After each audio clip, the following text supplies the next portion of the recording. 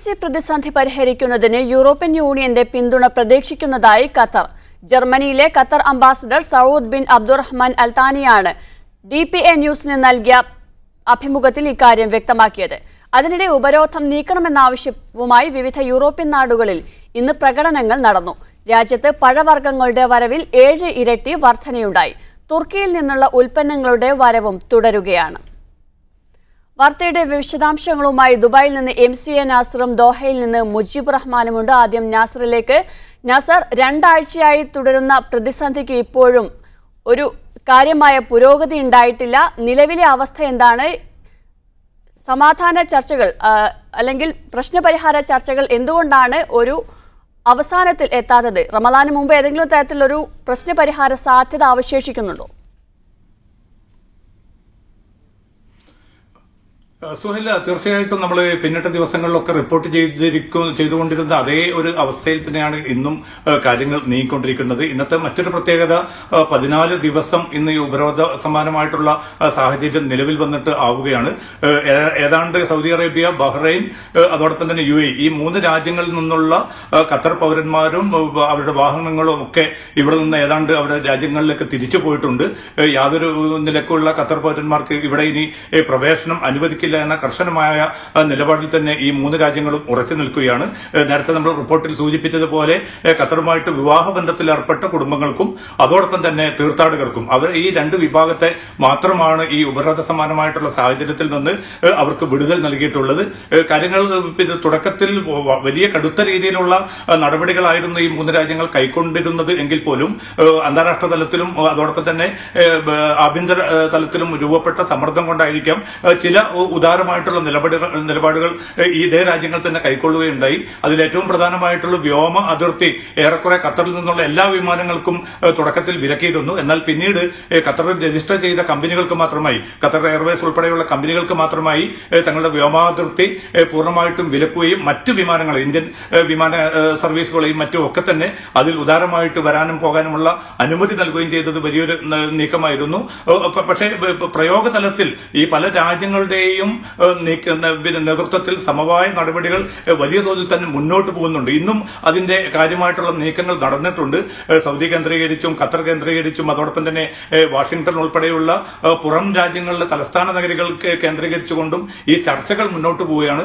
പക്ഷെ നമുക്കറിയാൻ സാധിക്കും, പിന്നിട്ട ദിവസങ്ങളിലൊക്കെ ഈ രാജ്യങ്ങൾ തങ്ങളുടെ നിലപാടിൽ ആവർത്തിച്ചു തന്നെ അവർ ഉറച്ചു നിൽക്കുകയാണ്. പ്രത്യേകിച്ച് ഖത്തർ തീവ്രവാദ ആഭിമുഖ്യമുള്ള എല്ലാ നടപടികളും അവർ നിർത്തിവെക്കേണ്ടതുണ്ട്.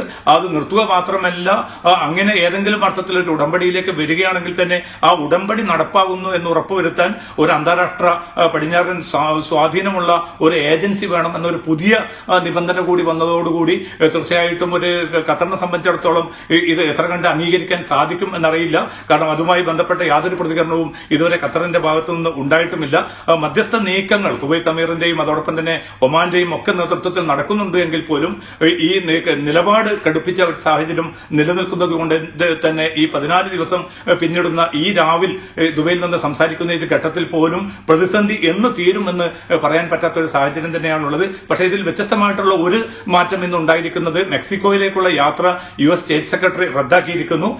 ഗൾഫ് പ്രതിസന്ധിയിൽ എത്രയും പെട്ടെന്ന് പരിഹാരം കാണുക എന്ന ലക്ഷ്യത്തോടു കൂടിയാണ് തന്റെ മെക്സിക്കോ യാത്ര US സ്റ്റേറ്റ് സെക്രട്ടറി റദ്ദാക്കിയത് എന്ന റിപ്പോർട്ട് പുറത്തുവരുന്നു. ഒരുപക്ഷെ അമേരിക്കക്കായിരിക്കാം ഇതിൽ ഏതെങ്കിലും അർത്ഥത്തിൽ ഒരു പിന്നെ പ്രായോഗികമായിട്ടുള്ള ഒരു പരിഹാര ഫോർമുല കൊണ്ടുവരാനും അങ്ങനെ ഈ പ്രതിസന്ധി പരിഹരിക്കാൻ സാധിക്കുക. ആ ഒരു പ്രതീക്ഷയിലേക്കാണ് ഇപ്പോൾ കാര്യങ്ങൾ ഏറെക്കുറെ ചുരുങ്ങിയിരിക്കുന്നത്.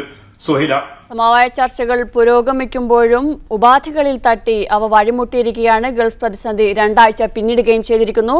UAE, ബഹ്റൈൻ, സൗദി എന്നീ രാജ്യങ്ങളിൽ നിന്ന് ഖത്തർ പൗരന്മാർ പുറത്തുപോകാൻ അനുവദിച്ച സമയപരിധിയും അവസാനിച്ചിരിക്കുകയാണ്. അതേസമയം തന്നെ പ്രതിസന്ധി പരിഹരിക്കുന്നതിന് യൂറോപ്യൻ യൂണിയന്റെ പിന്തുണ പ്രതീക്ഷിക്കുകയാണ് ഖത്തർ. യൂറോപ്യൻ രാജ്യങ്ങളിൽ ഖത്തറിന് അനുകൂലമായ പ്രകടനങ്ങളും നടക്കുകയുണ്ടായി. വാർത്തയുടെ വിശദാംശങ്ങളുമായി ഖത്തറിൽ നിന്ന് മുജീബ് റഹ്മാനുണ്ട്. മുജീബ്, പ്രതിസന്ധി 2 ആഴ്ച പിന്നിടുകയാണ്. അതേസമയം സമവായ ചർച്ചകൾ പുരോഗമിക്കുകയും ചെയ്യുന്നു. പക്ഷേ ഇതുവരെ ഒരു പരിഹാര സാധ്യത തെളിഞ്ഞിട്ടില്ല. GCC രാഷ്ട്രങ്ങൾക്കുള്ളിൽ നിന്നുള്ള ഒരു പരിഹാര സാധ്യത മങ്ങിയതുകൊണ്ടാണോ ഖത്തർ യൂറോപ്പിലേക്ക് തിരിഞ്ഞിരിക്കുന്നത്? സുഹൈല, തീർച്ചയായും GCC രാജ്യങ്ങൾക്കുള്ളിൽ തന്നെ ഈ പ്രശ്നം പരിഹരിക്കണമെന്ന ആഗ്രഹവും അതിനുള്ള ശ്രമവുമാണ് ഖത്തർ തുടങ്ങിയിരുന്നത്. കുവൈറ്റ് അമീറിന്റെ നേതൃത്വത്തിൽ നടന്ന സമവായ ചർച്ചകളിൽ ഖത്തർ വലിയ പ്രതീക്ഷ പുലർത്തുകയും ചെയ്തിരുന്നു. ഒമാൻ വിദേശകാര്യമന്ത്രിയും ഇക്കാര്യത്തിൽ വളരെയധികം ശ്രമങ്ങൾ നടത്തിയതായിരുന്നു. GCCക്കുള്ളിൽ തന്നെ പ്രശ്നങ്ങൾ തീരേണ്ടതാണ് എന്ന് ഖത്തർ ആഗ്രഹിച്ചിരുന്നു എന്ന് ഖത്തർ വിദേശകാര്യമന്ത്രി ഷെയ്ഖ് മുഹമ്മദ് ബിൻ അബ്ദുറഹ്മാൻ അൽ താനി ഇന്നും പറയുകയുണ്ടായി. അതേസമയം തങ്ങൾക്കെതിരെ ഉന്നയിച്ച അല്ലെങ്കിൽ തങ്ങൾക്കെതിരായ പരാതികൾ ഇപ്പോഴും അടിസ്ഥാനമില്ലാതെ നിലകൊള്ളുകയാണ്. വ്യക്തമായ ഒരു പരാതി ഉണ്ടെങ്കിൽ മാത്രമേ തങ്ങൾക്ക് അത് തിരുത്താൻ സാധിക്കുകയുള്ളൂ. അതുകൊണ്ട് അത്തരം ഒരു പരാതി ഇപ്പോഴും ലഭ്യമാകാത്ത സാഹചര്യത്തിൽ തങ്ങൾക്ക് അത് തിരുത്താൻ സാധ്യമല്ല എന്ന് അദ്ദേഹം അറിയിച്ചു. എന്നുവെച്ചാൽ GCCക്കകത്ത് പ്രശ്നങ്ങൾ പരിഹരിക്കാനുള്ള സാധ്യതകൾ മങ്ങിക്കൊണ്ടിരിക്കുന്ന സാഹചര്യത്തിൽ ഖത്തർ വിദേശകാര്യമന്ത്രി നേരത്തെ തന്നെ തുടങ്ങിയ യൂറോപ്യൻ പര്യടനങ്ങളാണ് ഇപ്പോൾ പൂർത്തീകരിച്ചുകൊണ്ടിരിക്കുന്നത്. അതോടൊപ്പം തന്നെ യൂറോപ്യൻ യൂണിയന്റെ കൂടി സഹായം ഈ വിഷയത്തിൽ ആവശ്യമാണ് എന്ന അർത്ഥത്തിൽ ഖത്തർ ഇന്ന് ആവശ്യങ്ങൾ ഉന്നയിച്ചിരിക്കുകയാണ്. ഇത് ജർമ്മനിയിലെ ഖത്തർ അംബാസഡറായിരുന്ന സൗദ് ബിൻ അബ്ദുറഹ്മാൻ അൽ താനിയാണ് ഇക്കാര്യം അറിയിച്ചത്. DPA ന്യൂസ് ഏജൻസിയോട് സംസാരിക്കെ അദ്ദേഹം പറഞ്ഞു, ഇനി ജർമ്മനിയുടെയും യൂറോപ്യൻ യൂണിയന്റെയും സഹായം തങ്ങൾക്ക് ആവശ്യമാണ്. ഒരു മേശയ്ക്ക് ചുറ്റുമിരുന്ന് സംസാരിക്കേണ്ട ആവശ്യകതയുണ്ട്. പ്രശ്നങ്ങൾ GCCയിൽ തീരാത്ത സാഹചര്യത്തിൽ ഇതിന്റെ മാനുഷികമായ പ്രശ്നമായി കണ്ടുകൊണ്ട് ജനങ്ങളുടെ ബുദ്ധിമുട്ടുകൾ ഒഴിവാക്കാൻ വേണ്ടി യൂറോപ്യൻ യൂണിയൻ ഈ പ്രശ്നത്തിൽ ഇടപെടണമെന്ന് ആവശ്യപ്പെടുകയുണ്ടായി. തീർച്ചയായും മുജീബ്, അതോടൊപ്പം തന്നെ ഖത്തറിലേക്കുള്ള സാധനങ്ങളുടെ ഇറക്കുമതിയും ഇപ്പോൾ വർദ്ധിച്ചിരിക്കുകയാണ്. തുർക്കിയിൽ നിന്നുള്ള സാധനങ്ങളുടെ വരവും കൂടിയിട്ടുണ്ട്. ഇതോടുകൂടി പ്രതിസന്ധി മറികടക്കാനുള്ള ഖത്തറിന്റെ നീക്കങ്ങൾ പൂർണ്ണമായും ഫലം കാണുകയാണ് എന്ന് കരുതാമോ?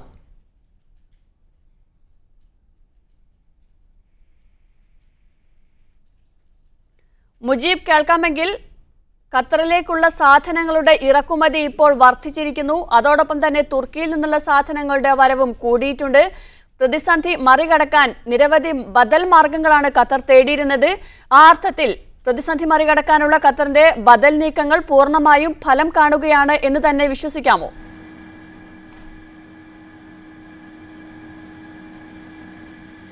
സുഹൈല, തീർച്ചയായും തുർക്കിയിൽ നിന്നുള്ള സാധനങ്ങളുടെ വരവും അതുപോലെ ഇറാൻ തുടങ്ങിയ മറ്റു നാടുകളിൽ നിന്നുള്ള ചരക്കുകളുടെ വരവും രാജ്യത്തേക്ക് വളരെ കൂടുതലായി തന്നെ നടക്കുന്നുണ്ട്. ഇന്ന് തുർക്കി പുറത്തുവിട്ട കണക്കനുസരിച്ച് ഇതിനകം ജൂൺ 5 ഉപരോധം ആരംഭിച്ചത് മുതൽ തുർക്കി രാജ്യത്തേക്ക് പുതുതായി ഇറക്കുമതി ചെയ്ത ഭക്ഷ്യവസ്തുക്കളുടെ കണക്ക് അവർ പുറത്തുവിടുകയുണ്ടായി. അതായത് 5000 ടൺ ഭക്ഷ്യവസ്തുക്കളാണ് തുർക്കി ഇതിനകം ജൂൺ 5 മുതൽ ഖത്തറിലേക്ക് ഇറക്കുമതി ചെയ്തിരിക്കുന്നത്. 71 വിമാനങ്ങളിലായി വിവിധ ഭക്ഷ്യോൽപ്പന്നങ്ങൾ, പ്രത്യേകിച്ച് പാലും പാലുൽപ്പന്നങ്ങളുമായി രാജ്യത്തേക്ക് എത്തിക്കഴിഞ്ഞു. ഇനി അത് കപ്പൽ മാർഗം കൂടി തങ്ങളുടെ ചരക്കുകൾ രാജ്യത്തേക്ക് എത്തിക്കാനുള്ള ശ്രമങ്ങൾ നടക്കുകയാണ്. വരും ദിവസങ്ങളിൽ തുർക്കിയിൽ നിന്നുള്ള കപ്പലുകൾ രാജ്യത്തേക്ക് ചരക്കുകളുമായി എത്തുമെന്ന് തുർക്കിയുടെ ധനകാര്യമന്ത്രി ഇന്ന് നിഹാദ് സൈബക്കി ഇന്ന് അറിയിക്കുകയുണ്ടായി. അത് രാജ്യത്തേക്ക് കൂടുതൽ ഉൽപ്പന്നങ്ങൾ എത്തിക്കാനും എല്ലാ അർത്ഥത്തിലും ഖത്തറിനെ സഹായിക്കാനും ഖത്തറിന് ആവശ്യമായ മാനവികമായ തരത്തിലുള്ള പിന്തുണ നൽകാനും തുർക്കി തയ്യാറാണ് എന്നാണ് അവർ പറഞ്ഞിരിക്കുന്നത്. അതോടൊപ്പം തന്നെ ഖത്തർ വിപണിയിൽ ഏറ്റവും കൂടുതൽ ഭക്ഷ്യവസ്തുക്കൾ, പ്രത്യേകിച്ച് പഴങ്ങളും പഴച്ചാറുകളും പാലും പാലുൽപ്പന്നങ്ങളും ഒക്കെ എത്തിക്കൊണ്ടിരിക്കുന്നത് നോമ്പ് കാലത്താണ്. കഴിഞ്ഞ നോമ്പ് കാലത്ത് ഖത്തർ വിപണിയിൽ എത്തിയതിന്റെ 7 ഇരട്ടിയോളമാണ് പഴവർഗ്ഗങ്ങൾ ഇപ്രാവശ്യം എത്തിയിരിക്കുന്നത് എന്നാണ് വാണിജ്യ മന്ത്രാലയം പുറത്തുവിട്ട കണക്ക് വ്യക്തമാക്കുന്നത്. എന്നുവെച്ചാൽ അയൽ രാജ്യങ്ങളിൽ നിന്നുള്ള ഭക്ഷ്യവസ്തുക്കളുടെയും പഴവർഗ്ഗങ്ങളുടെയും വരവ് നിലച്ചതോടുകൂടി ഖത്തറിലേക്കുള്ള കൂടുതൽ രാജ്യങ്ങളിൽ നിന്നുള്ള ഭക്ഷ്യവസ്തുക്കൾ എത്തിക്കൊണ്ടിരിക്കുന്നതായിട്ടുള്ള കണക്കാണ് ഇപ്പോൾ ലഭ്യമായിരിക്കുന്നത്. അതിൽ ഏറ്റവും കൂടുതൽ തുർക്കിയിൽ നിന്നാണ് എന്ന് നമുക്ക് പറയേണ്ടി വരും. ഇറാനിൽ നിന്നും ഭക്ഷ്യവസ്തുക്കൾ എത്തിയിരിക്കുന്നു. യൂറോപ്യൻ നാടുകളിൽ നിന്നുള്ള ഭക്ഷ്യവസ്തുക്കളും ഇന്ന് ഖത്തർ വിപണിയെ കീഴടക്കിയതായിട്ടാണ് നമുക്ക് കാണാൻ സാധിക്കുന്നത്. ഇതോടൊപ്പം എടുത്തു പറയേണ്ടുന്ന ഒരു കാര്യം, നമ്മൾ നേരത്തെ സൂചിപ്പിച്ചതുപോലെ യൂറോപ്യൻ യൂണിയന്റെ സഹായവും യൂറോപ്യൻ നാടുകളുടെ സഹായവും ഖത്തർ വിദേശകാര്യമന്ത്രി നേരത്തെ ആവശ്യപ്പെട്ടു. ഇന്ന് ജർമ്മനിയിലെ ഖത്തർ അംബാസഡറും ഇക്കാര്യം ആവശ്യപ്പെട്ടു. ഇതിനു പുറമെ ഇന്ന് 3 യൂറോപ്യൻ നഗരങ്ങളിൽ ഖത്തറിന് അനുകൂലമായി അല്ലെങ്കിൽ ഈ ഉപരോധത്തെ പിൻവലിക്കണമെന്ന് ആവശ്യപ്പെട്ടുകൊണ്ടുള്ള പ്രകടനങ്ങൾ നടന്നു. ഒന്ന് ഫ്രാൻസിന്റെ തലസ്ഥാനമായ പാരീസിൽ വലിയ തരത്തിലുള്ള പ്രകടനം നടന്നു. ഖത്തറിനെ ഉപരോധത്തിൽ ഏർപ്പെടുത്തി ഖത്തറിലുള്ള ജനങ്ങളെ ബുദ്ധിമുട്ടിക്കുന്ന ഒരു അവസ്ഥ ഉണ്ടാകരുത്, അത് പിൻവലിക്കൽ അനിവാര്യമാണ് എന്ന് പറഞ്ഞുകൊണ്ട് പാരീസിൽ നടന്ന ഒരു കൂറ്റൻ പ്രകടനം. അതോടൊപ്പം തന്നെ ലണ്ടനിലും വലിയ തരത്തിലുള്ള ഒരു പ്രകടനം ഇന്ന് നടക്കുകയുണ്ടായി. ലണ്ടനിലെ യു.എ.ഇ എംബസിക്ക് മുമ്പാകെയായിരുന്നു ഈ പ്രകടനം നടന്നത്. തുർക്കി പട്ടണമായ ഇസ്തംബൂളിൽ നടന്നത് വലിയ തരത്തിലുള്ള പ്രതിഷേധ പ്രകടനമാണ്. എന്ന് വെച്ചാൽ യൂറോപ്യൻ നാടുകളിലെ വിവിധ ഭാഗങ്ങളിൽ ഈ പ്രശ്നം അവസാനിപ്പിക്കേണ്ടതുണ്ട്. GCC നാടുകൾക്കിടയിൽ ഉടലെടുത്തിരിക്കുന്ന അസ്വസ്ഥതകളും അസ്വാരസ്യങ്ങളും ഇല്ലായ്മ ചെയ്യേണ്ടതുണ്ട്. ഉപരോധം പൂർണ്ണമായും ഒഴിവാക്കി മേഖലയിലെ ജനങ്ങളുടെ പ്രശ്നങ്ങൾ പരിഹരിക്കപ്പെടേണ്ടതുണ്ട് എന്ന ഖത്തർ നേരത്തെ മുന്നോട്ട് വെച്ച ആവശ്യങ്ങൾക്ക് അനുകൂലമായ രീതിയിലുള്ള പ്രതികരണങ്ങൾ യൂറോപ്യൻ നാടുകളിൽ നിന്ന് വന്നുകൊണ്ടിരിക്കുന്നു എന്ന് വേണം നമുക്ക് ഈ ഘട്ടത്തിൽ വിലയിരുത്താൻ. GCC പ്രതിസന്ധി 2 ആഴ്ച പിന്നിടുമ്പോൾ യൂറോപ്യൻ യൂണിയന്റെ പിന്തുണ പ്രതീക്ഷിക്കുകയാണ് ഖത്തർ. അതിനുള്ള നീക്കങ്ങളാണ് ഖത്തർ നടത്തിക്കൊണ്ടിരിക്കുന്നത്. വാർത്തയുടെ വിശദാംശങ്ങളാണ് മുജീബ് റഹ്മാൻ ദോഹയിൽ നിന്ന് നൽകിയത്. സൗദിയിൽ പൊതുമാപ്പ് പ്രഖ്യാപിച്ചതിനു ശേഷം അനധികൃതമായി ജോലി ചെയ്യുന്നവരുടെ എണ്ണം കൂടി വരുന്നതായി റിപ്പോർട്ട്. പൊതുമാപ്പ് പ്രഖ്യാപിച്ചതിനു ശേഷം 100ഓളം ഇന്ത്യക്കാർ ഹുറൂബാക്കപ്പെട്ടതായി ഇന്ത്യൻ എംബസി സഹായ കേന്ദ്രങ്ങൾ അറിയിച്ചു. കേന്ദ്ര വിദേശകാര്യ മന്ത്രാലയത്തിന്റെ ഇടപെടൽ ആവശ്യപ്പെട്ട് ഹർജി സമർപ്പിക്കാനുള്ള ഒരുക്കത്തിലാണ് ഇന്ത്യൻ സാമൂഹിക സംഘടനകൾ. സൗദിയിൽ പൊതുമാപ്പ് പ്രഖ്യാപിച്ചതിനു ശേഷം ഹുറൂബായവരുടെ എണ്ണം കൂടി വരുന്നതായാണ് റിപ്പോർട്ട്. കിഴക്കൻ പ്രവിശ്യയിൽ മാത്രം 4000ഓളം ഹുറൂബുകൾ രേഖപ്പെടുത്തിയതായി പാസ്പോർട്ട് വിഭാഗം മേധാവി അറിയിച്ചു. കിഴക്കൻ പ്രവിശ്യയിലെ വ്യവസായികളുമായുള്ള ചർച്ചയിൽ സംസാരിക്കുകയായിരുന്നു അദ്ദേഹം. പൊതുമാപ്പ് പ്രഖ്യാപിച്ചതിനു ശേഷം 100ഓളം ഇന്ത്യക്കാർ ഹുറൂബാക്കപ്പെട്ടതായി ഇന്ത്യൻ എംബസി സഹായ കേന്ദ്രങ്ങളും അറിയിച്ചിട്ടുണ്ട്. പൊതുമാപ്പ് പ്രഖ്യാപിച്ചതിനു ശേഷം ഹുറൂബാക്കപ്പെട്ടവർക്ക് ആനുകൂല്യം ബാധകമല്ല. ഇത് വിഷയം കൂടുതൽ സങ്കീർണമാക്കിയിരിക്കുകയാണ്. ഒന്നാമതായിട്ട് ഇവിടെയുള്ള ആളുകൾ ഇവിടുത്തെ സാഹചര്യം പ്രത്യേകമായി മനസ്സിലാക്കാതെ അവരുടെ കുടുംബങ്ങളിൽ നിന്നും നാടുകളിൽ നിന്നും വളരെയധികം ആളുകളെ ഇങ്ങോട്ട് കൊണ്ടുവരുന്നതിന് വേണ്ടിയിട്ട് പ്രോത്സാഹിപ്പിച്ചുകൊണ്ടിരിക്കുകയാണ്. അതോടൊപ്പം തന്നെ നാട്ടിലെ ഒരു കൃത്യമായൊരു ബോധവൽക്കരണം ഈ ഒരു വിഷയത്തിൽ, ഇതാണ് ഇപ്പോൾ ഗൾഫിലെ സാഹചര്യം. പൊതുമാപ്പ് അവസാനിക്കാൻ ഇനി 6 ദിവസങ്ങൾ മാത്രമാണ് ബാക്കിയുള്ളത്.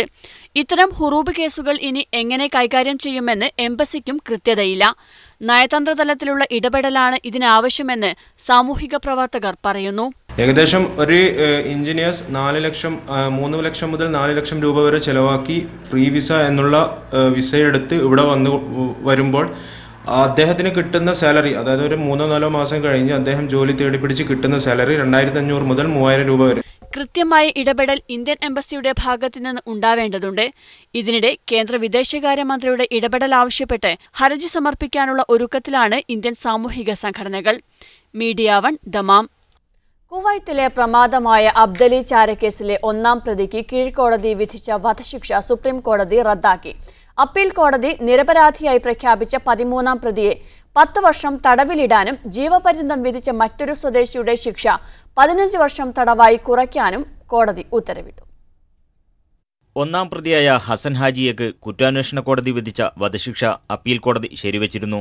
ഇതാണ് ഞായറാഴ്ച പരമോന്നത കോടതി ജീവപര്യന്തമായി കുറച്ചത്. കേസിലെ 15 പ്രതികളെ വെറുതെ വിട്ട അപ്പീൽ കോടതി വിധി റദ്ദാക്കിയ സുപ്രീം കോടതി ഇവർക്ക് 10 വർഷം തടവ് വിധിച്ചു. രാജ്യസുരക്ഷയ്ക്ക് ഭീഷണിയാകും വിധം പ്രവർത്തിച്ചുവെന്നാരോപിച്ചാണ് 2015 സെപ്റ്റംബറിൽ സ്വദേശികൾ ഉൾപ്പെടെ 33 പേർക്കെതിരെ കേസെടുത്തത്. ഇറാനും ഹിസ്ബുള്ളക്കും രഹസ്യവിവരങ്ങൾ ചോർത്തി നൽകുന്നുവെന്നും ആരോപണമുണ്ടായിരുന്നു. അബ്ദലിയിലെ താമസ സ്ഥലത്തുനിന്ന് ആയുധങ്ങളും സ്ഫോടക വസ്തുക്കളും വാർത്താവിനിമയ ഉപകരണങ്ങളും കണ്ടെടുക്കുകയുണ്ടായി.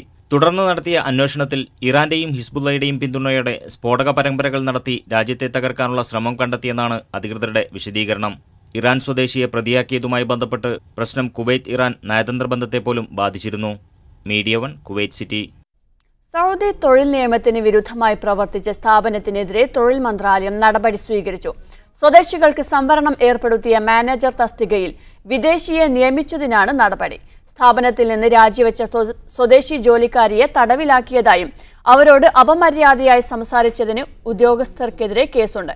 വിദേശിയായ മാനേജറെ മന്ത്രാലയം പിടികൂടി നിയമ നടപടിക്ക് കൈമാറിയതായി തൊഴിൽ മന്ത്രാലയ വക്താവ് ഖാലിദ് അബൽ ഹൈൽ അറിയിച്ചു. പ്രതി കുറ്റം സമ്മതിച്ചിട്ടുണ്ട്. സ്ഥാപനം നടത്തുന്ന വിവിധ നിയമലംഘനത്തെ തുടർന്ന് സ്വദേശിയിൽ നിന്ന് ലഭിച്ച പരാതിയെ തുടർന്നാണ് നടപടി. റമളാന്റെ അവസാന ആഴ്ചകളിൽ UAEയിൽ വേനൽ ചൂട് കൂടുതൽ കടുത്തതാകുമെന്ന് മുന്നറിയിപ്പ്. അടുത്ത ദിവസങ്ങളിൽ താപനില 50 ഡിഗ്രി സെൽഷ്യസ് കടക്കാൻ സാധ്യതയുണ്ടെന്നാണ് കാലാവസ്ഥാ നിരീക്ഷണ കേന്ദ്രത്തിന്റെ റിപ്പോർട്ട്. കടുത്ത വേനലിൽ വെന്തുരുകയാണ് ഗൾഫ് രാജ്യങ്ങൾ. അതിനിടെയാണ് റമദാനിലെ വരും ദിവസങ്ങളിൽ UAEയിൽ അന്തരീക്ഷോഷ്മാവ് 50 ഡിഗ്രി കടന്നേക്കുമെന്ന മുന്നറിയിപ്പ്. കഴിഞ്ഞ ദിവസങ്ങളിൽ UAE നഗരങ്ങളിൽ കൂടിയ ചൂട് 43 ഡിഗ്രിയും ഉൾപ്രദേശങ്ങളിൽ 49 ഡിഗ്രിയും രേഖപ്പെടുത്തിയിരുന്നു. നാളെയും മറ്റന്നാളും ചൂട് കനക്കുമെന്ന് കാലാവസ്ഥാ നിരീക്ഷണ കേന്ദ്രം അറിയിച്ചു. പകൽ പലയിടത്തും മണൽക്കാറ്റടിക്കാൻ സാധ്യതയുണ്ട്. അന്തരീക്ഷത്തിലെ ജലസാന്ദ്രത പതിവിൽ കൂടുമെന്നതിനാൽ വൈകുന്നേരങ്ങളിൽ പുഴുക്കം അനുഭവപ്പെടും. നോമ്പെടുക്കുന്നവരും വാഹനമോടിക്കുന്നവരും മുൻകരുതലെടുക്കണം. നിർജ്ജലീകരണം ഒഴിവാക്കാൻ ആവശ്യത്തിന് വെള്ളം കുടിക്കണം. കനത്ത ചൂട് കണക്കിലെടുത്ത് ഈ മാസം 15 മുതൽ തുറന്ന സ്ഥലങ്ങളിൽ ജോലിയെടുക്കുന്നവർക്ക് മധ്യാഹ്ന വിശ്രമം നിർബന്ധമാക്കിയിട്ടുണ്ട്. Media 1 Dubai. ഒമാനിൽ ചെറിയ പെരുന്നാൾ അവധി പ്രഖ്യാപിച്ചു. സർക്കാർ സ്വകാര്യ സ്ഥാപനങ്ങൾക്ക് ജൂൺ 24 മുതൽ 29 വരെ 6 ദിവസം അവധിയായിരിക്കുമെന്ന് ദിവാൻ ഓഫ് റോയൽ കോർട്ട് മന്ത്രി Sayyid Khalid bin Hilal bin Saud Al ബുസൈദിയും മാനവ വിഭവശേഷി വകുപ്പ് മന്ത്രി ഷെയ്ഖ് അബ്ദുള്ള അൽ ബക്രിയും അറിയിച്ചു. ജൂൺ 30, ജൂലൈ 1 തീയതികളിലെ വാരാന്ത്യ അവധിക്ക് ശേഷം ജൂലൈ 2-നാകും പിന്നീടുള്ള പ്രവൃത്തി ദിവസം. സ്വകാര്യ സ്ഥാപനങ്ങളിലെ ജോലിക്കാരെ ഈ കാലയളവിൽ ജോലിക്ക് നിയോഗിക്കുകയാണെങ്കിൽ മതിയായ ആനുകൂല്യങ്ങൾ ലഭ്യമാക്കണമെന്ന് മന്ത്രി അറിയിച്ചു. UAE ഉൾപ്പെടെ അറബ് രാജ്യങ്ങളിൽ ഈ മാസം 25-ന് പെരുന്നാളാകാൻ സാധ്യത. ഇസ്ലാമിക് ക്രസന്റ് ഒബ്സർവേഷൻ പ്രൊജക്ടാണ് ഇക്കാര്യം അറിയിച്ചത്. ജ്യോതിശാസ്ത്ര നിരീക്ഷണ പ്രകാരം ജൂൺ 24-ന് ശനിയാഴ്ച ചന്ദ്രപ്പിറവി ദൃശ്യമാകും. ഞായറാഴ്ച ശവ്വാൽ മാസം ആരംഭിക്കുമെന്നും പ്രൊജക്ട് മേധാവി മുഹമ്മദ് ഷൌക്കത്ത് അവാദ് പറഞ്ഞു. തീർത്ഥാടകർക്ക് പ്രയാസരഹിതമായി ഉംറ നിർവഹിക്കാൻ മികച്ച സൗകര്യങ്ങളാണ് മസ്ജിദുൽ ഹറമിൽ ഒരുക്കിയിട്ടുള്ളത്. ഇതിന്റെ ഭാഗമായി പ്രായം കൂടിയവരും അവശരുമായവർക്ക് റമളാനിൽ ഉംറ കർമ്മങ്ങൾ ആശ്വാസത്തോടെ നിർവഹിക്കാൻ 15,000 വീൽ ചെയറുകളാണ് ഇരു ഹറം കാര്യാലയം ഒരുക്കിയത്. പ്രായം കൂടിയവരും അവശരുമായവർക്ക് ആശ്വാസത്തോടെ കർമ്മങ്ങൾ നിർവഹിക്കുന്നതിനാണ് മസ്ജിദുൽ ഹറാമിൽ 15,000-ഓളം സൗജന്യ വീൽചെയറുകൾ ഒരുക്കിയത്. ഇതോടൊപ്പം 521 വാടകയ്ക്ക് നൽകാനും സംവിധാനിച്ചിട്ടുണ്ടെന്ന് ഇരുഹറം കാര്യാലയം അറിയിച്ചു. സഅയ് നിർവഹിക്കുന്ന മസ്സയുടെ 1-ാം നിലയിലാണിവ സൂക്ഷിക്കുന്നത്. സൗജന്യ വീൽചെയറുകൾ ഹറമിന്റെ വിവിധ ഭാഗങ്ങളിൽ നിന്ന് ലഭിക്കും. കിങ് അബ്ദുൽ അസീസ് വഖഫിനടുത്ത് പടിഞ്ഞാറേ മുറ്റം, കിഴക്കേ മുറ്റം, ശുബൈക്ക എന്നിവിടങ്ങളിൽ വീൽചെയർ വിതരണത്തിന് സംവിധാനങ്ങൾ ഒരുക്കിയിട്ടുണ്ട്. സഫക്കടുത്ത് 1-ാം നിലയിലെ ഓഫീസിൽ ഇലക്ട്രിക് വണ്ടികളും ലഭിക്കും. ഇരുഹറം കാര്യാലയത്തിന് കീഴിൽ വീൽചെയറുകൾക്കായി പ്രത്യേക വകുപ്പ് തന്നെ പ്രവർത്തിക്കുന്നുണ്ട്. ഈ വകുപ്പിന്റെ മേൽനോട്ടത്തിലാണ് കുറ്റമറ്റ രീതിയിൽ തീർത്ഥാടകർക്ക് സേവനം ലഭ്യമാക്കുന്നത്. 110 പേർ ഇവിടെ ജോലി ചെയ്യുന്നുണ്ട്. റമളാൻ, ഹജ്ജ് സീസണുകളിൽ താൽക്കാലിക ജോലിക്കാരെയും നിയമിക്കും. വീൽചെയർ ഉപയോഗിക്കുന്നവർക്ക് തവാഫ്, സഅയ് എന്നിവ നിർവഹിക്കാൻ ട്രാക്കുകൾ നിശ്ചയിച്ചിട്ടുണ്ട്. ഇതുവഴിയാണ് ഇവർ സഞ്ചരിക്കുന്നതെന്ന് ഉറപ്പുവരുത്താൻ ജോലിക്കാരെയും നിയോഗിച്ചിട്ടുണ്ട്. അതോടൊപ്പം അനധികൃത വണ്ടികൾ പിടികൂടാനും ലൈസൻസ് ഇല്ലാതെ ജോലിയിലേർപ്പെടുന്നവരെ തടയാനും ഹറമിന്റെ വിവിധ ഭാഗങ്ങളിൽ നിരീക്ഷകരെയും ഇരുഹറം കാര്യാലയം നിയമിച്ചിട്ടുണ്ട്. Media 1 Jeddah. റിയാദിൽ പെരുന്നാൾ നമസ്കാരത്തിനുള്ള ഒരുക്കങ്ങൾ ആരംഭിച്ചു. തുറന്ന മൈതാനങ്ങളിൽ 23 ഈദ്ഗാഹുകളാണ് തലസ്ഥാന നഗരിയിൽ ഒരുങ്ങുന്നത്. ഇതോടൊപ്പം 727 ജുമാ മസ്ജിദുകളിലും പെരുന്നാൾ നമസ്കാരം നടക്കും. ഈദുൽ ഫിത്തർ നമസ്കാരം പുലർച്ചെ 5:15-നായിരിക്കുമെന്ന് ഇസ്ലാമിക കാര്യ മന്ത്രാലയം അറിയിച്ചു. സൂര്യോദയത്തിന് 15 മിനിറ്റ് പിന്നിട്ട ശേഷമാണ് നഗരമധ്യത്തിലുള്ള ദീറ പള്ളി ഉൾപ്പെടെ എല്ലാ സ്ഥലങ്ങളിലും നമസ്കാരം നടക്കുകയെന്ന് റിയാദ് ഓഫീസ് മേധാവി Sheikh Abdullah bin Abdul Aziz പറഞ്ഞു. അബുദാബിയിലെ റോഡുകളിൽ കൂടുതൽ റഡാർ ക്യാമറകൾ വരുന്നു. ഗതാഗത നിയമങ്ങൾ കൃത്യമായി പാലിക്കുന്നുവെന്ന് ഉറപ്പാക്കാനാണ് കൂടുതൽ ക്യാമറകൾ സ്ഥാപിക്കുന്നതെന്ന് അബുദാബി പോലീസ് പറഞ്ഞു. വേഗപരിധി ലംഘിച്ച് ചീറിപ്പായുന്നവർ അബുദാബി നഗരത്തിലെ റോഡുകളിൽ പൂർണ്ണമായും ഇനി നിരീക്ഷണത്തിലാവും. ട്രാഫിക് സിഗ്നലുകളിൽ നിയമം ലംഘിച്ച് കടക്കുന്ന വാഹനങ്ങൾക്കുമേലും പിടിവീഴുമെന്ന് അബുദാബി പോലീസ് റോഡ് സുരക്ഷാ വിഭാഗം ഡയറക്ടർ ലഫ്റ്റനന്റ് കേണൽ മുഹമ്മദ് അൽ ഷഹി മുന്നറിയിപ്പ് നൽകി. ക്യാമറ വിന്യാസത്തിന്റെ 3-ാം ഘട്ടമാണ് ഇനി നടപ്പാക്കുന്നത്. ആദ്യഘട്ടങ്ങൾ പൂർണ്ണമായി വിജയിച്ചുവെന്നും നിയമലംഘനങ്ങൾ കുറയ്ക്കാൻ സഹായിച്ചുവെന്നും അധികൃതർ പറഞ്ഞു. അപകടങ്ങളും അപകട മരണങ്ങളും വലിയ തോതിൽ കുറയ്ക്കാൻ 3 വർഷത്തിനിടെ കഴിഞ്ഞു. അബുദാബി, അലൈൻ, ദഫ്ര മേഖലകളിലെ ഇന്റർചേഞ്ചുകളിലും കൂടുതൽ ക്യാമറ സ്ഥാപിക്കുമെന്ന് അബുദാബി പോലീസ് അറിയിച്ചു. Media 1 Abu Dhabi. കേരള അസോസിയേഷൻ കുവൈത്തിന്റെ 5ാമത് നോട്ടം ഹ്രസ്വചിത്രമേള നവംബർ അവസാന വാരം അബ്ബാസിയയിൽ അരങ്ങേറും. 5 മുതൽ 20 മിനിറ്റ് വരെയുള്ള ദൈർഘ്യമുള്ള ചിത്രങ്ങളാണ് മത്സരത്തിനായി പരിഗണിക്കുക. സ്കൂൾ വിദ്യാർത്ഥികൾക്കായുള്ള ഷോർട്ട് ഫിലിം മത്സരവും നോട്ടം 2017 ഉൾപ്പെടുത്തിയതായി കേരള അസോസിയേഷൻ ഭാരവാഹികൾ വാർത്താസമ്മേളനത്തിൽ അറിയിച്ചു. 2014 മുമ്പ് നിർമ്മിക്കപ്പെട്ടതോ മുൻവർഷങ്ങളിൽ നോട്ടം ഫെസ്റ്റിവലിലേക്ക് അപേക്ഷിച്ചതോ സാമൂഹ്യ മാധ്യമങ്ങളിൽ അപ്ലോഡ് ചെയ്തതോ ആയ ചിത്രങ്ങൾ മേളയിലേക്ക് പരിഗണിക്കില്ലെന്ന് സംഘാടകർ അറിയിച്ചു. സെപ്റ്റംബർ 30 എൻട്രികൾ ലഭിക്കേണ്ട അവസാന തീയതി. മികച്ച സിനിമകൾക്കും അണിയറ പ്രവർത്തകർക്കും കണിയാപുരം രാമചന്ദ്രൻ സ്മാരക പുരസ്കാരം നൽകും. ഈ വർഷം മുതൽ സ്കൂൾ വിദ്യാർത്ഥികൾ തയ്യാറാക്കുന്ന സിനിമകൾക്ക് വേണ്ടി പ്രത്യേക മത്സരമുണ്ടാകുമെന്നും സംഘാടകർ പറഞ്ഞു. സ്കൂൾ കുട്ടികളെ കൂടി ഈ ഫിലിം മേഖലയിലേക്ക് അവരുടെ കലാപരമായിട്ടുള്ള കഴിവ്, അവരുടെ ക്രിയാത്മകത എല്ലാം ഈ മേഖലയിലേക്ക് കൂടി വ്യാപിപ്പിക്കുവാനായിട്ട് ഒരു ശ്രമം തുടങ്ങുകയാണ്. കഴിഞ്ഞ വർഷം നോട്ടം ഫെസ്റ്റിവലിൽ പ്രദർശിപ്പിച്ച 7 ചിത്രങ്ങൾ തിരുവനന്തപുരത്ത് നടന്നുവരുന്ന അന്താരാഷ്ട്ര ഡോക്യുമെന്ററി മേളയിൽ ഉൾപ്പെടെ നാട്ടിലെ വിവിധ മേളകളിലേക്ക് തെരഞ്ഞെടുക്കപ്പെട്ടതായും ഭാരവാഹികൾ പറഞ്ഞു. Media 1 Kuwait city. ദമാം വനിതാ നാടുകടത്തൽ കേന്ദ്രത്തിൽ OICC വനിതാവേദി മെഡിക്കൽ ക്യാമ്പും റമലാൻ റിലീഫ് കിറ്റ് വിതരണവും ചെയ്തു. ഇന്ത്യയുടെ വിവിധ ഭാഗങ്ങളിൽ നിന്ന് വീട്ടുവേലക്കായി സൗദി അറേബ്യയിൽ എത്തിച്ചേർന്നവരാണ് ഇവരിൽ ഭൂരിഭാഗവും. മാനസികമായും ശാരീരികമായും നിരവധി ആരോഗ്യ പ്രശ്നങ്ങൾ നേരിടുന്ന അന്തേവാസികൾക്ക് മെഡിക്കൽ ക്യാമ്പ് ആശ്വാസമായി. അൽ അബീർ മെഡിക്കൽ ഗ്രൂപ്പിന്റെ സഹകരണത്തോടെയാണ് ക്യാമ്പ് സംഘടിപ്പിച്ചത്. OICC വനിതാവേദി മെമ്പർമാരായ ഡോക്ടർ ഫൗഷ, ഹുസ്ന ആസിഫ്, സിന്ധു സന്തോഷ് എന്നിവർ നേതൃത്വം നൽകി. ഗൾഫ് രാജ്യങ്ങളിലെ എഴുത്തുകാർക്ക് ഏർപ്പെടുത്തിയ UAE എക്സ്ചേഞ്ച് ചിരന്തന സാഹിത്യ പുരസ്കാരങ്ങൾ പ്രഖ്യാപിച്ചു. അടുത്ത മാസം ദുബായിൽ നടക്കുന്ന ചടങ്ങിൽ അവാർഡുകൾ വിതരണം ചെയ്യും. നോവലിനുള്ള പുരസ്കാരം KM അബ്ബാസിന്റെ ദേര നേടി. P മണികണ്ഠന്റെ പുറത്താക്കലിന്റെ ഗണിതത്തിനാണ് ലേഖനത്തിനുള്ള പുരസ്കാരം. കവിതാ വിഭാഗത്തിൽ സത്യൻ മാടക്കരയുടെ സ്ത്രീയെ എനിക്കും നിനക്കും പുരസ്കാരം നേടി. മോഹൻ വടയാറിന്റെ ദൈവങ്ങളുറങ്ങിയ ഒരു സന്ധ്യ, കബീർ യൂസഫിന്റെ ദീർഘദർശിയായ രാജശില്പി, മുജീബ് എടവണ്ണയുടെ അറബിക് മാഫി മുഷ്കിൽ, Sheikh Sultan bin Ahmed Al കാസ്മിയെക്കുറിച്ച അബ്ദുൾ ഷോബരത്തിന്റെ സർദുദാദ് എന്നീ കൃതികൾക്കും അവാർഡുണ്ട്. UAE എക്സ്ചേഞ്ച് CMO ഗോപകുമാർ ഭാർഗവനും ചിരന്തന സാംസ്കാരിക വേദി പ്രസിഡന്റ് പുന്നക്കൻ മുഹമ്മദ് അലിയും ദുബൈയിൽ വാർത്താ സമ്മേളനത്തിലാണ് അവാർഡ് വിവരം അറിയിച്ചത്. 4,00,000 ഇന്ത്യൻ രൂപയും പ്രശംസാപത്രവും ഉൾപ്പെടുന്നതാണ് പുരസ്കാരം. ഗൾഫ് സാഹിത്യ ലോകത്തിന് മികച്ച സംഭാവന നൽകിയ Sharjah book authority chairman Ahmed bin Rakkad Al Amiri, നാടകപ്രവർത്തകൻ ഇബ്രാഹിം വെങ്ങര എന്നിവരെ സമഗ്ര സംഭാവന പുരസ്കാരം നൽകി ആദരിക്കും. 1,00,000 രൂപയാണ് പുരസ്കാര തുക. വാർത്താ സമ്മേളനത്തിൽ ചിരന്തന ട്രഷറർ TP അഷ്റഫും സംബന്ധിച്ചു. Media 1 Dubai. UAEയിലെ പ്രമുഖ റെസ്റ്റോറന്റ് ഗ്രൂപ്പായ ഈറ്റ് ആൻഡ് ഡ്രിങ്ക് വിവിധ ശാഖകളിലെ ജീവനക്കാർക്കായി ഇഫ്താർ ഒരുക്കി. ഉമ്മുസുഖ്യം ശാഖയിൽ നടന്ന നോമ്പുതുറയിൽ 35 ബ്രാഞ്ചുകളിലെ 200ഓളം ജീവനക്കാർ പങ്കെടുത്തു. നീണ്ട ഇടവേളയ്ക്ക് ശേഷമാണ് വിവിധ ശാഖകളിൽ ഉള്ളവർ ഒത്തുചേർന്നത്. MDമാരായ ഇബ്രാഹിം BP, ഷിബു ഇബ്രാഹിം, അഹമ്മദ് ഫഹദ് എന്നിവർ പങ്കെടുത്തു. ഹാരിസ് CV, ഷെരീഫ് PV തുടങ്ങിയവർ നേതൃത്വം നൽകി. ഒമാനിലെ പഴം പച്ചക്കറി മൊത്ത വിപണന സ്ഥാപനമായ സുഹൂൽ അൽ ഹൈഫ ഇഫ്താർ സംഘടിപ്പിച്ചു. മവേല അൽ മക്കാരിം ഹാളിൽ നടന്ന സംഗമത്തിൽ ഉപഭോക്താക്കളും അഭ്യൂഹകാംക്ഷികളുമടക്കം 2000-ലധികം പേർ പങ്കെടുത്തു. 1997 മുതൽ സുഹൂൽ അൽ ഹൈഫയുടെ നേതൃത്വത്തിൽ ഇഫ്താർ സംഗമം സംഘടിപ്പിച്ചു വരികയാണ്. ഇതോടെ മിഡീസ്റ്റ് അവർ പൂർണ്ണമാവുന്നു. ഇനി സ്പെഷ്യൽ എഡിഷന്റെ പുനഃസംപ്രേഷണം കാണാം.